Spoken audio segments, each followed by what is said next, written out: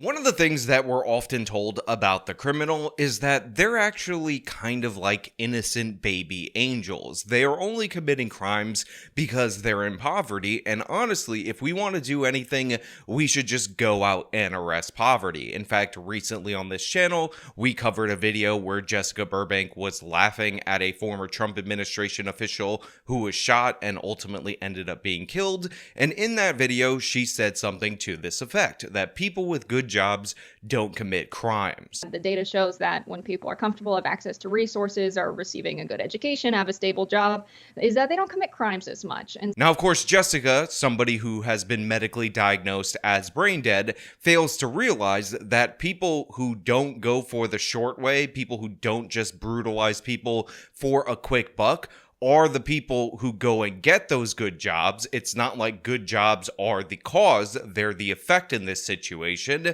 So she's completely wrong. But today's video is actually a great example of what I'm talking about. Because in this story, we have a robbery, a crime of economic desperation, where four individuals armed with guns rob a woman, strip her of all of her property, but then something weird happens. They get even poorer after they rob her, and they decide to return to the scene of the crime to beat the woman down just for fun, just for entertainment. And that's what I want to talk about today. But before we do, I want to say thank you to everybody who signed up on actualjusticewarrior.com/join. Give me the money.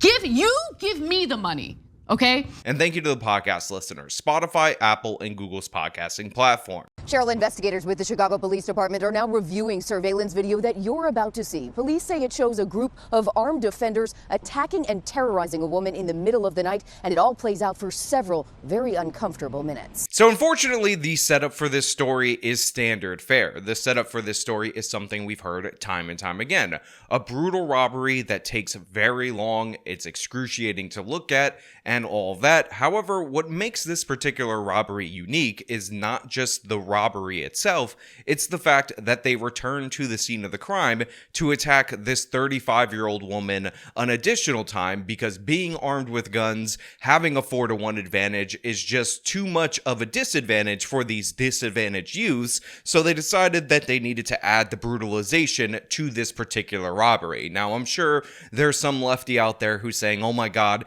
do we have a description of what poverty was wearing at this time? Can we give that description to the police so that they can finally arrest and hold poverty in captivity, so we can finally stop this criminal? But I think something different is going on here. It's nearly 4:30 in the morning, January 29th, when video shows a woman walking along West Lawrence Avenue on Chicago's northwest side.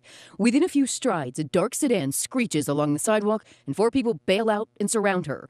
What happens next isn't fast, as robberies so often are.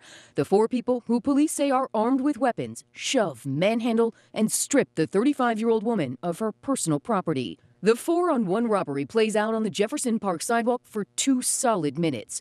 For 120 seconds, they push and pat down the young woman, rifling her pockets and bags she'd been carrying. Now, this is an absolutely horrifying situation. You're a woman, you're out there walking in the middle of the evening. By the way, it would be horrifying if this happened to a man as well. And all of a sudden, before you know it, this car pulls up.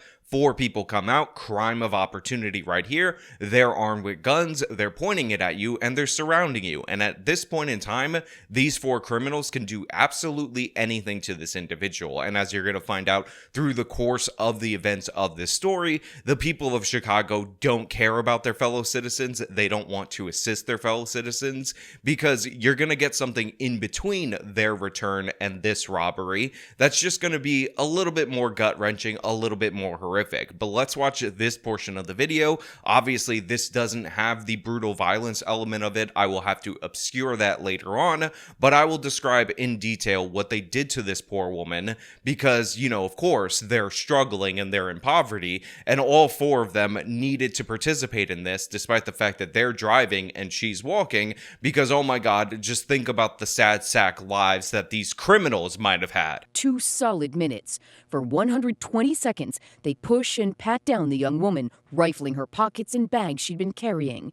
They pile back in the sedan and speed off, leaving the woman collecting herself and whatever they left on the ground. So for 2 solid minutes, this woman is under the fear of physical assault, under the fear of death. At gunpoint, they're stripping her of all of her personal property, rifling through her pockets. No boundary has yet to be crossed at this point in time, and anything can happen to her. These guys could decide that they want to take her. They could decide that they want to sexually assault her. They could decide that they just want to kill her for fun, for entertainment, brutalize her, all of that. But fortunately, at this point in time, the criminals decided that they've had their fill. They decide to take off. They decide to go away, and it appears like this ordeal is over. However, unfortunately, we know now, based on this surveillance video, based on the fact that we're filming this well into the future, that this ordeal is not over, that it has only just begun, and this woman who was yet to be physically assaulted, yet to be brutalized, has some brutalization on her way. But she does something that normal people would do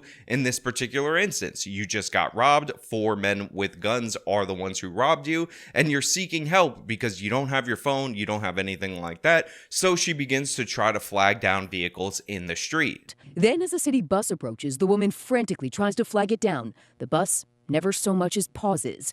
Now, this part is absolutely horrific. You have a city bus in the city of Chicago that refuses to stop for this woman. Great on that bus driver for seeing a woman in distress, being a city employee, and deciding that it's not your problem. You don't want to deal with it. Honestly, the woman is kind of annoying to you and just driving away. She's only screaming for help in desperation after a horrific crime was committed against her. She also tries to flag down some additional vehicles, which I will show you the video of that as well. Her panicked waves for help in the middle of the street are ignored by 2 more passing drivers. But to be fair to those individuals, they don't know at this point in time what is going on with this particular woman. They don't work for the city of Chicago as far as we know, unless we find out in the future that these are like undercover police officers or police officers heading to work, or some kind of government official who decided that this was also not their problem, not something that they wanted to deal with, and honestly, a bit of an inconvenience. Shame on this woman for trying to flag her down. But unfortunately, her not removing herself from this particular area was a complete and total disaster, because the robbers must have got a call from the starving children that they were going to redistribute these stolen goods to, and found out that they were even more starving than they thought, because they decided to return to the scene of the crime after this point, and the 35-year-old woman's ordeal continued. Still, it gets worse. What appears to be the very same car of armed offenders returns for a replay. 3 offenders leap out, surround her for a second time, this time delivering a blow to her head and another 60 seconds of physical intimidation. Finally, nearly 4 minutes later, it all ends when the offenders speed off for good, leaving a rattled woman stranded among what scattered items her attackers decided were of no use to them. So these guys come back. She immediately gets on her knees because she knows that these are armed attackers, surrenders completely. Again, 4-to-1 advantage. They're all armed with firearms. She poses no threat to these individuals. Yet one of these guys decides, in his infinite heroism, in his most Aladdin-like Aladdin moment in human history, that he's going to sucker punch this woman in the head. Now, I had to cut the video from that point, but it is incredibly brutal. And for 60 more seconds, they continued the attack on this woman. They decided that they needed to go back for more, and as if to maximize the amount of humiliation for this 35-year-old victim, they decided to throw her property on the ground that they didn't want because it was worthless to them. They just came back to show her what for, to show her that asking for help after being robbed was actually a real crime. It was a crime against them trying to fight out against their poverty. And I just wanted you guys to see this story for yourself. I wanted you to look at this tape. Link in the description, by the way, to the full news segment where you can see absolutely everything, because this is who these people are. This is what the criminal is actually about. They're not victims of society that just need a good job, that didn't have enough midnight basketball when they were growing up. They're thugs. They're people who will brutalize you for instant gratification, and even after they get that instant gratification, just for fun, they'll double up and add additional brutalization, because why not? You deserved it for being a citizen that worked a normal job. You deserved it for being in their path. You deserved it for being prey in this situation as these super predators came up and decided to approach you like this. It's disgusting. It's horrific. It is an abhorrent representation of the city of Chicago, and it's something that you should show to every single one of these left-wing progressives, every single one of these idiots who think that the criminals, the 4 thugs who pulled up in the car to attack this woman, to rob this woman, are actually the victims of our capitalist society, or actually the victims of systemic structures and structural systems. These people are the problem in our society. They're the problem in those neighborhoods. You want to know why stores are closing? You want to know why it's harder to do business? You want to know why prices are high in these particular areas? It's because of thugs and criminals like this and the people that enable them. The activists online, the activists in person, the community that tolerates this, that promotes this no snitching attitude, and the politicians. People like Brandon Johnson who want to defund the police, who think the cops are the problem in this situation, not the criminal. The state of Illinois, their legislature, who decided, you know what, New York State bail reform law is going absolutely disastrous in New York State. We want to add our own version of that stupid law so that way we can't lock up our criminals. Because, you know, in the city of Chicago, what we need is more criminals back on the street. Hell, that's why they elected Kimberly Fox as the Cook County District Attorney, because she doesn't want to prosecute anyone for anything. Because why would you prosecute these individuals? Aren't they upstanding people? They robbed this poor woman. They took her all of her property. They're armed with guns. They then came back. She immediately got down on her knees. By the way, they were holding a gun to the back of her head, deciding whether or not they were going to shoot her execution style, and they sucker punched her to the boot. They had to brutalize this woman because of the sad circumstances of their life. They had to brutalize this woman because they're actually Aladdin. Don't you know that? They needed the bread for their starving family, and this woman is the evil baker that wouldn't give away the bread to the poor orphans in their community that they're totally going to redistribute what they stole from her too. That's actually what's going to happen right here. These aren't a bunch of thugs who decided that they saw an easy mark, decided to victimize her, and then came back to knock her upside the head for fun. These are the victims of our society. Why don't you understand that? Also, I don't know if you guys know this, but maybe somewhere in this video you might have seen the poverty. You might have got a description of how it looked. And if you do, if you know what poverty was wearing, turn over that tip to the Chicago police so that way they could arrest poverty, because we know that these were actually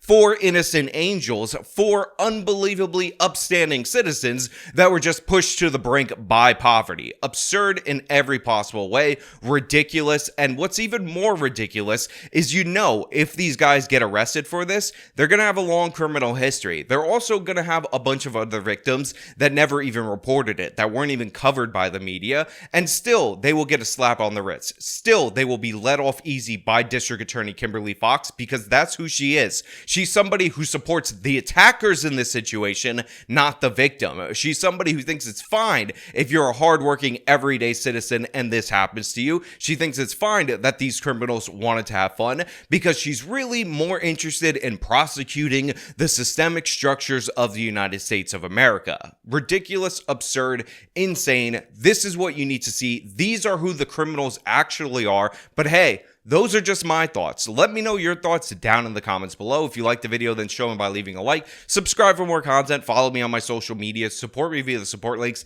in the description of this video. This has been me talking about yet another ridiculous, absurd, senseless crime. Till next time.